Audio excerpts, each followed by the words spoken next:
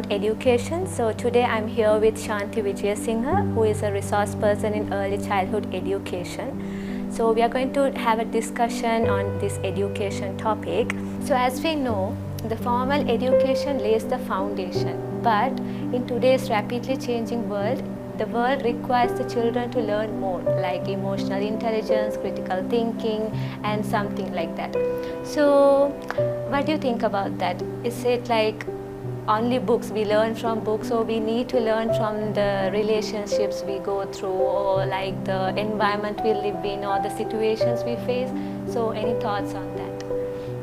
So can I ask you a question? Yeah, sure. How was it like in school for you? It was okay. We were like mostly learning from books, teachers will teach us and things like that. So this program called Beyond Education focuses on the need for the child to think beyond the classroom, beyond the framework, focusing on his abilities, on his skills and his parents. Parenting has become one of the most significant turning points in education of the children, because like you said, we can learn through books, we can learn through going to school, we can even sit and study a book under a tree. But if we don't have parents to guide us, if we don't have elders, and if we don't have good teachers, then where is education going? So education is not just from the books. Books help us, assignments help us, getting our grades help us, but there's something called developmental skills. In early childhood education, developmental skills begin from day zero. Okay, when the child is born and we bring the child home, and the child begins to look around his environment, has a conversation within himself. We can't hear this conversation, but he has a conversation to say, where am I? What am I doing here? And then if the parents are guided, and if the parents can guide him through his early learning stages, that means he has a great foundation to build on. So Beyond Education focuses on the need to go beyond the classroom. Now, as we know, preschool is a huge part of early childhood education. But preschool is not where the children sit at books and sit at desks and do coloring and pasting and cutting.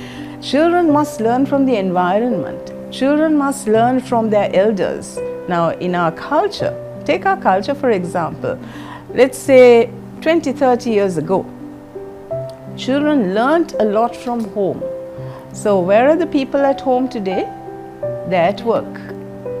So Beyond Education will focus on getting parents to blend in with our program, and we'll give them guidance and instructions if possible, and assist them in giving the right direction in helping this early childhood stage get to the next stage. Yes, so as you correctly said, when we say education, it starts from learning. So Yes. we first learn from our parents, then we gradually move on to Grandparents? our teachers. Yes, grandparents, but I think most of these days they don't have grandparents. Why to look not? after, because they are more into nuclear family. Yes, and nuclear some family, yeah. yes. So sometimes they don't have the exposure to their grandparents. And that's the sad part. Yeah. You know, when we have access to the older generation, we are not using their guidance. We are saying, okay, the world is now a new place, so you are not part of it. And the grandparents can really steer the foundation of the child to a place where the child can be a giving person, not just a person who takes. Correct. So what do you think about the relationship they maintain in their early childhood? So do you think a strong bond with their parents can eventually grow with them? Or do you think if they are more independent in their childhood, it will have a good growth on them? Okay, Vidya, see, I've been an early childhood educator for the last 30 years and still I'm learning. Okay, I'm learning from the child, I'm learning from teachers who I work with. I'm learning from people and all organizations that I work with. And what I have learned is that learning is evolving. And we don't learn so much from other people, but we learn from the child. And the environment is giving us so many indications that it's changing, but we are ignoring it. And so, to answer your question, yes, it's important for a child to be part of the learning system with his immediate family. And parents must access whatever is there, whatever is necessary for the child to grow, because growth is 0 to 5. Those first 5 years of brain development is where they have the good, the bad and the ugly absorbed into their brain structures. Okay, so when a child is given the opportunity to have good relationships, he will grow with a good understanding.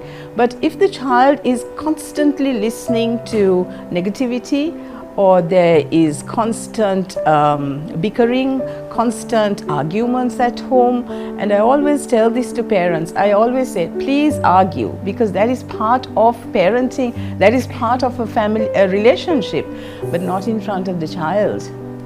The child should be able to understand the mood of the parents, and that the parent, yes, my mother is feeling sad. Why? So the mother should never hide her feelings from the child. The child should always say, Mama, what's wrong? That empathy has to be there. And also that gives a good opportunity for the child also to communicate clearly, express their feelings, how they feel. Yes. And also it's a good opportunity for them to acknowledge what the other person is feeling towards and how to act empathetically and things like that. Yes. So because when a child grows up, the child will grow up one day to be an adult.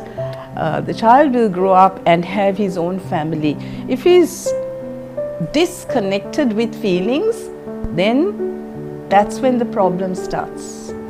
Yes. So as you correctly said, first, like as we grow, as we pass on the stages, we are like child and mother relationship, family relationship, then we move on to these friends category. Why are you saying child and mother? Okay, where's the father? Yeah, like child, child mother, and father, parents. family, Yes, the parents. yes. And then we move on to our friends category. We choose our peers, peer pressure. We do things on peer pressure. Then gradually we move on to a very crucial stage where we have to get married, where we have do you to share. have to? Really? That's the normal, like norms we have to follow, right? I mean, I have a son and he told me once, don't expect me to get married, I'm not going to get married. And so as a mother, I accepted it. And there's no one to say you have to get married. If you want to get married, you have to understand that it's a partnership, that it's a relationship, and that other person has been brought up in another family in a different way. So acceptance, not tolerate, but acceptance of the other person for who he or she is important. If you don't want to get married, please don't. But do you agree, like sometimes when a girl or a boy attains a certain age, yes, they are forced to get married. So let's say sadly, around yes. 25 to 30, it's like a crucial stage Yes. where they should be married, or else they are labeled as unmarried, or like on the they shelf. have some problems Yes, in their health yes. issues. So anything on that, like what do you think? Well, I think it's the parents who need that education, because if we are telling young people you have a choice, if we are telling young children be independent, then choosing a life partner should be their wish. But if are we guaranteeing the fact that this person is the best person for you, that you can go your whole life with this person? We can't guarantee that, because we are talking about emotional as well as fluctuations of feelings. So therefore, we need people to understand where young people stand. Correct, yes. So do you think, so I have heard these terms like wedding, marriage and also partnership. So can I know the difference between the marriage and the wedding and these terms they are using? Any difference, or is it the same that we use? I presume you are not married. Not yet. And I presume, do you have friends who are married? Yes. Have you attended their weddings? Yes. Has it been glamorous? Yes. It's like a 5-day special occasion. Yes. We do everything. And how much money is being spent on these weddings? More than Don't crores. even go there, okay? But are we investing that same on our marriage? Because a wedding is a 1-day affair, a 5-day affair, okay? But a marriage, I would say marriage is for life, but there are lots of people who say, well, if you can't live with that person, just separate ways. But you get into a marriage because you want to be a partner to someone. Now, if that person is abusive, and if that person is trying, having some other ulterior motive, then that marriage is not going to work. But I'm just talking about two people who are in love, who want to get married. So in that sense, they have to understand that they need to accept. A wedding is different from a marriage, a huge difference. So you say acceptance is the key. Like acceptance to understand the other person. Where did she or he come from? Look at their parents, look at their family, the way they behave, and accept it. Because you really don't know you're going to fall in love with so and so when you're born. True. Okay, that is part of life. So when it hits you, when love hits you, when that chemistry hits you, you are not going to say, okay, this person is not for me because my family doesn't like him. There are lots of people who have said, forget my family, I want to live with this person. So basically, we are saying that is part of beyond education. So can you tell me like how should a girl or a boy prepare themselves to get married? So as you said, acceptance is one thing. So do you think they have to set up their mind? Their mindset is also a thing that they should consider, like whether they are ready for the marriage or whether they should be stable, financially stable, emotionally stable.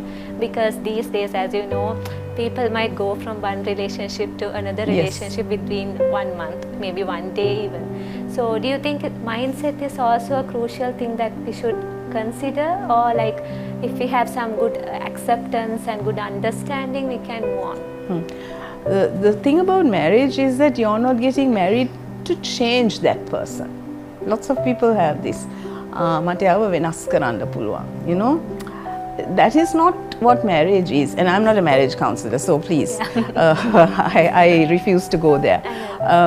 For me, if a child is part of that marriage, partnership, then I focus on that marriage. Then I want those two parents to give this child a valuable childhood. That's where the acceptance comes in. So are you perfect? Am I perfect? I mean, people in this area, in the world, are we perfect? No. Then we have to learn to live with imperfections. We are not trying to change that person. So beyond education will focus on people trying to understand themselves and understand others as well. Okay, so as nicely said, in this beyond education, like we learn about how parenting should be, how a relationship should be, how a marriage should be. So as you correctly said, acceptance is the key. And along with that, the point that triggered me and I understood today is like no one is perfect here. Everyone is imperfect, but we have to understand them in their way because they have lived a different life.